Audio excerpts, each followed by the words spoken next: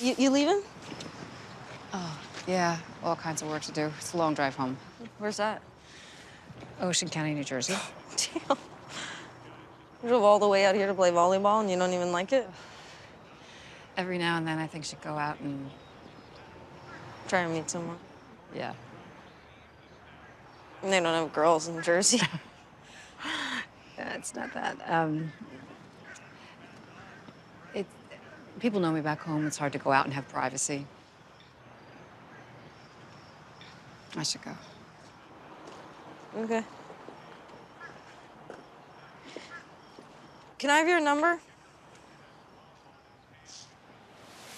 Hi everybody, I'm Peter Travers and welcome to Popcorn, where we tell you what is happening at the movies. And there's a terrific movie out now called Freeheld, which tells the story of two women who had a domestic partnership in 2005 and basically had to fight for the rights for one of them to leave her partner her pension. It has a kind of force behind it, and part of that force is one of the stars. Ellen Page, my guest today, who's also one of the producers in this movie, so powerful, Ellen Page. Welcome. Welcome. Hi, thank you. So can you set it up for us to start with about what it is, who you're playing, who Julianne is playing? Sure. Well, I play Stacy Andre, who is a real, this is based on a true story, and she fell in love with Laurel Hester, who Julianne Moore plays, who is a very decorated New Jersey cop. And they fell in love, they built a house together, they became domestic partners, and then Laurel got very, very sick. She had got late-stage cancer, and she wanted to pass on her benefits, her pension, etc., to Stacy. And despite it being the law in New Jersey for domestic partners to be able to do that, each county could make the decision. That was sort of the loophole. And they said no. And they became, sort of inadvertently these extraordinary activists. And Laurel, who had always been very, very closeted in her work and in her life, came out and fought for her partner to receive these benefits from her that, were, and fought for equality for all of us. So it's a pretty incredible story. It was a struggle for Laurel to come out. As a cop in New Jersey, she was really concerned, even with her partner that Michael Shannon plays so well. It's Stacy, who you're playing, is much more open. Do you think she was because she was younger? Yeah, I think it is a reflection of obviously the change in attitude and the change in time. Needless to say, we've seen such extraordinary progress, and of course, when there's more progress and you feel like you live in a safer, more comfortable, accepting environment in society, it feels easier to be who you are and to come out, and it's all the incredible people who have done the true brave work and been the truly courageous people who have created a society that allows someone like me to get to live my life openly. So I do think it's a nice sort of subtle way of reflecting that generational it's interesting difference. when you bring that up, because it took you a while to do this. Not Stacy, So you're playing somebody that did that right away. Do you have regrets about waiting so long to come out? I do, because I have to be honest with you, it's like such a journey. Like truly, when I was ready to come out was when I was ready to come out, but I wish I had earlier, only because I feel happier than I could have ever imagined. In that wonderful speech you gave at the Human Rights Commission conference, that was a year ago, right? Valentine's Day. It was, a year and a half ago, Yeah. You basically came out in a public forum, but in that speech, which was so heartfelt, you said, I had to live during that period where I couldn't dress the way I wanted, I couldn't act the way I wanted, or be the way I wanted. What toll does that take on you? Not a nice one. It's a very painful space to be. It's a sad space to be, an anxious space to be. And I think really what it does is it takes so much of your energy, so much of yourself is going into the concern, the fears, the anxiety, the discomfort of living in that space, and of looking forward at your life and being like, oh, am I never going to be able to love someone like openly, or share who I truly am? And it's a dark space to be. When did Julianne come into the project? Was she didn't start as early as you did? No, so Julianne, I started, thankfully, Ron Niswaner, who, of course, wrote Philadelphia, beautiful film, came on board, wrote the screenplay, then the amazing Pete saw it, and then, you know, we sent it to Julie, and she said yes, and that was an incredible moment because, obviously, Julianne Moore is one of the best actors ever, and the moment Julianne Moore said yes was the moment it was like, oh, we're probably going to get to make our movie, you know, which was an exciting moment, and to have the opportunity to tell the story about these incredible women with Julianne was a pretty remarkable experience. Well, she couldn't meet Laurel because Laurel had passed away, but what about you and Stacy? We all met with Stacy. You know, Ron spent a lot of time with Stacy. I did, Julie, and she was extraordinary to us. So generous, so available, and as you can imagine, you know, incredibly vulnerable. Because talking about this experience, or even talking about falling in love with Laurel, or taking me to, you know, where I went to where Stacy works, or we went to where Laurel got her coffee every morning. And needless to say, a lot of this is emotional, and a lot of the questions I'm asking probably provoke emotion. And she was so amazing to us, and she came to the premiere in Toronto, and so it's felt like a total honor to get to know her as a person, because What did she feel seeing it? Did she tell you? Yeah, I mean, it's hard to, you know, it's hard to say like she's happy with it because it's, I think it's a difficult experience for her to watch it, an extremely emotional experience. But I think, you know, for her, she knew that Laurel would want us to make the film. Everything about Stacy is just her love for Laurel, and her dedication for Laurel comes through when you spend time with her. And she knew that Laurel would want this story told to more people. And she knew that we wanted to make the most truthful, authentic portrayal that we possibly could. And we always thought about her, you know, Julianne and I would always be texting her on set and wanting her to feel safe, you know, and she seems happy with what we did, yeah. Well, but that's the best review you could get. That's the only thing I think any of us really cared about. That's the way it should work. That is the only person you don't want to disappoint, yeah.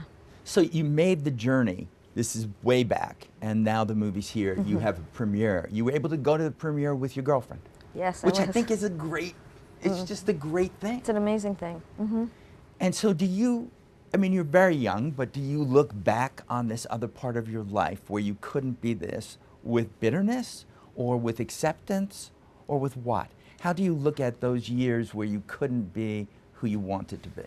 I look at it, I'd say, in different ways. I look at it, sometimes I feel embarrassed. I feel guilty for not coming out earlier and being a visible person for the community.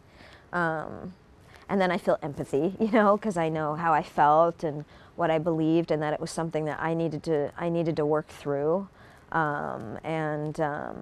Mostly what I feel now is gratitude to be feeling how I feel compared to how I felt then.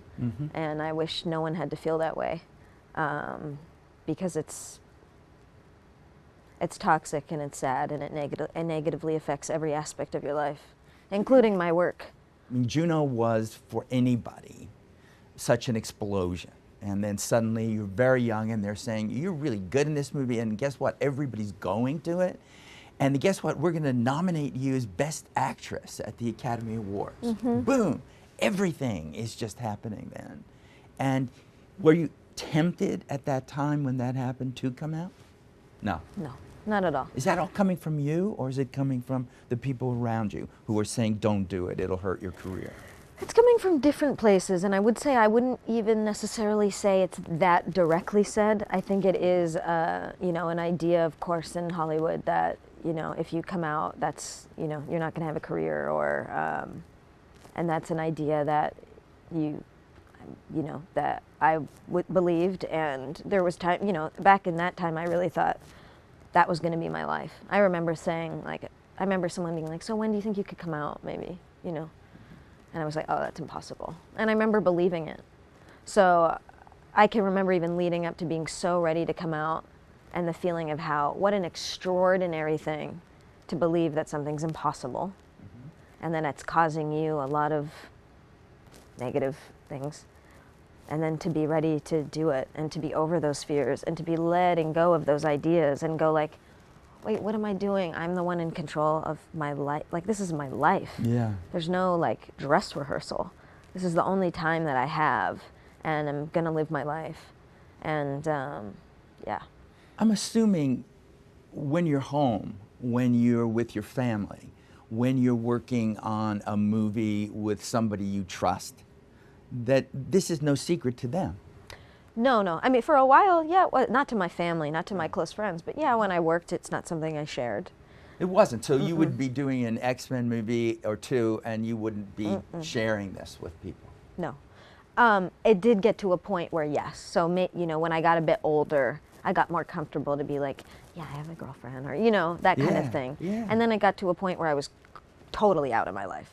Like, I was surprised when I met someone and they didn't know I was gay, So I became very comfortable. So then really the last step was to just do it in a public way. Yeah. What were those movies that you did that you learned the most from? What are like the 3 or 4 movies that you did that you don't have to think are the best movies you've ever done, but that there was a Great lesson question. learned by? I would say I did a film in that a woman named Alison Murray directed called Mouth to Mouth when I was 16, and I shot it in England, Germany, and Portugal. And I would say that was one of the biggest learning experiences, growth experiences as an actor and as a person. You're 16, you're in Europe, you're just experiencing life in a whole new way, meeting so many different people, being exposed to art, music, etc. And then as an actor, probably my first, lead role in a film that required, a significant transformation, very significant emotional arc, extreme experiences. It is one of those movies that I think of where I'm like, oh, I don't know who I would be as a person or an actor if that hadn't have happened. Like, oh, would I have felt ready to shoot a movie like Hard Candy, or, so. If you hadn't done this. Yeah. And then, oh my God, that's such a tough, it's hard because you feel like you learn or grow in so many different ways. I think Juno was so interesting because I never navigated that at all as a comedy. It's like, of course I read the script and laughed, Diablo's funny, but my brain didn't ever think comedy. Like, it was never coming from that space. And I remember sitting in the premiere in Toronto, the world premiere, and everybody was laughing. I was like, oh, it's funny. I don't know what that's about. It didn't freak you out. No, it was it's supposed funny, to be funny. Totally. But and I think that was an interesting experience because then I was seen as this like funny thing or funny person or funny actor, and most of my experiences have actually been like very serious and dark. And so in a more indie way, I was known as a dark indie person. And then in a more dark indie person. But you know what I'm saying? In a public way, I was like the funny, Right. cute, quirky person.